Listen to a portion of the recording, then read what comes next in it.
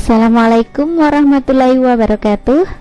Kaum milenial, menulis yuk bersama saya Fitria Mardiati. Kamu merasa kaum milenial? Yakin? Semilenial apa sih kamu? Kalau nggak bisa membawa perubahan, stop deh ngaku jadi anak milenial. Perubahan itu nggak selalu harus yang wow. Perubahan baik bisa dimulai dengan merubah kebiasaan diri sendiri, tak terkecuali merubah budaya membaca dan menulis. Usiamu berapa? 17, 10, atau lebih dari 20 tahun? Kenapa sih tanya usia? Perlu dong, karena apa? Karena kita bersama-sama akan mencari tahu tingkat kesukaan membacamu. Jika sekarang usiamu 17 tahun, maka minimal 17 buku harus sudah kamu baca. Ingat, bukan buku pelajaran ataupun komik ya. Jika buku yang kamu baca belum sebanding dengan angka usiamu, maka ayo segera melakukan perubahan. Perhatikan kutipan berikut ini. Satu peluru hanya bisa menembus satu kepala, tapi satu tulisan bisa menembus ribuan bahkan jutaan kepala. Ungkapan Said Qutb tersebut memberikan makna bahwa tulisan itu memiliki manfaat yang sangat luar biasa. Peluru bisa saja melukai kepala atau bagian tubuh lainnya, namun kekuatan tulisan mampu melukai perasaan, ide, imajinasi, bahkan impian seseorang. Betul? Namun faktanya tak banyak dari kita yang menyukai menulis. Kenapa?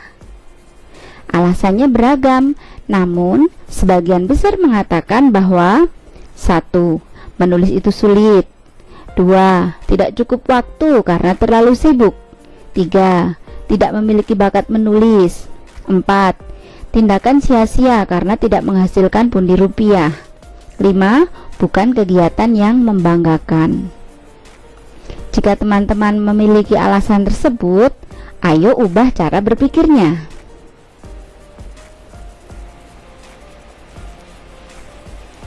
Mari kita jabarkan alasan-alasan tersebut.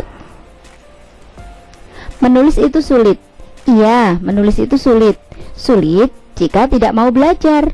Buktinya, alhamdulillah anggota komunitas Yuk Menulis atau KYM dalam sebulan mengikuti workshop bisa membuat buku solo dengan kualitas yang tidak diragukan lagi. Mereka kenapa bisa menulis buku?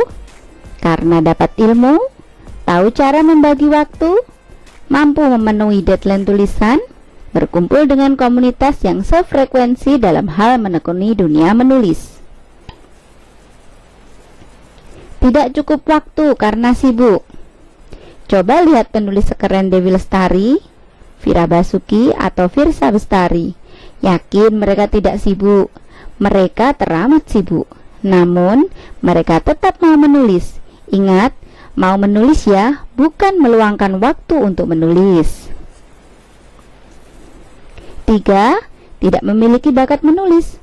Percaya atau tidak, menulis itu bisa dipelajari. So, bukan bakat ya. Lagian sejak kecil pun sudah bisa menulis kan? Biarpun belum bermakna, namun jika ditekuni, yakin kok bisa dikembangkan. Tindakan sia-sia karena tidak menghasilkan pundi rupiah. Kata siapa menulis tidak menghasilkan pundi rupiah? Contohnya saja saat kita menulis sungguh-sungguh terjadi di kedaulatan rakyat, hanya satu paragraf singkat honornya sudah 50-an ribu rupiah. Menulis cerita anak di koran, honornya berkisar antara 300.000 sampai 1,5 juta rupiah. Menulis buku pengayaan dari pemerintah, honornya bisa ratusan juta rupiah. Kalau tahu fakta tersebut, yakin masih menganggap menulis itu tidak menghasilkan rupiah?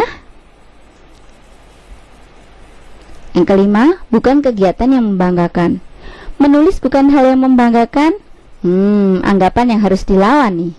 Yakin saat kita mampu kolaborasi dengan Najila Shihab, almarhum Eyang Sapardi Djoko Damono, almarhum Yan Mujianto, Nisa Sabian, Ustadz Yusuf Mansur, Ganjar Pranowo, Bambang Pamungkas, Gisnio Pratala, Aan Mansur, Susilo Tur, atau Oki Madasari bukan hal yang membanggakan? Pasti bangga banget kan? Dan kita bisa kok bersua sebuku dengan mereka lewat tulisan. Bisakah? Pasti bisa, karena saya dan teman-teman di KYM pun sudah membuktikan. Di lingkungan sekitar kita, masih banyak di antara kita yang mengedepankan budaya ngobrol daripada budaya menulis. Jikapun menulis, sebagian besar masih asyik menulis sebatas status WhatsApp, Facebook, ataupun media sosial lainnya yang berisi curahan hati.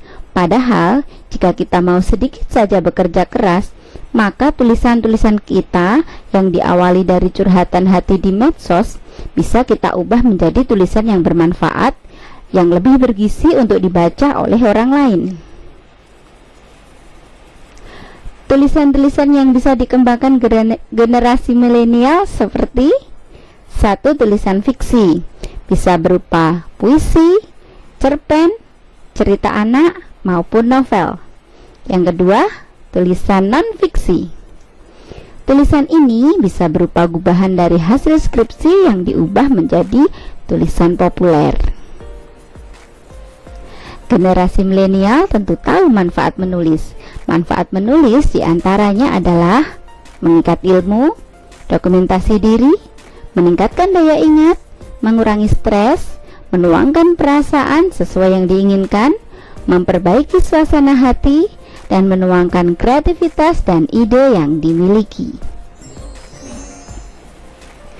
Cara generasi milenial untuk menulis: harus ada niat, menulis mulai dari sekarang, menulis yang dikuasai, menulis dengan target yang jelas, menulis dengan data yang cukup, dan beri reward. Apa itu? Mari kita kupas satu demi satu. Niat. Kumpulkan niatan yang kuat untuk mau menulis sampai akhir tulisan. Menulis mulai dari sekarang. Sesuatu yang baik adalah sesuatu yang dikerjakan saat ini juga, saat ada niatan baik. So, jangan menunda-nunda untuk menulis. Menulis yang dikuasai. Tulislah yang dikuasai. Semisal kita suka mendaki gunung, maka tulis saja seputar informasi maupun pengalaman kita mendaki gunung. Menulis dengan target yang jelas. Jika kita menulis, maka tentukan target. Semisal kita akan membuat 10 bab dalam buku yang hendak ditulis. 10 bab tersebut diselesaikan dalam waktu 30 hari. Maka setiap bab harus dikerjakan dalam waktu 3 hari saja. Patuhi target kita dengan baik dan hempaskan semua alasan yang menghadang. Menulis dengan data yang cukup. Ada baiknya kita juga melakukan observasi untuk menguatkan tulisan yang kita buat. Saat melakukan observasi, jangan dianggap menjadi beban, tapi anggaplah kita baru melakukan survei seru untuk mewujudkan impian. Yang keenam, beri reward. Jika kita bisa memenuhi target tulisan tepat waktu, maka jangan segan untuk memberi reward ke diri sendiri. Reward bisa beragam bentuknya. Intinya adalah penghargaan untuk diri sendiri setelah melewati perjuangan yang begitu panjang dalam menulis. Namun, jika target tidak terlampaui, maka berikan pula hukuman yang mendidik untuk diri sendiri. Semoga kita bisa menjadi generasi Y ataupun generasi milenial yang bermanfaat.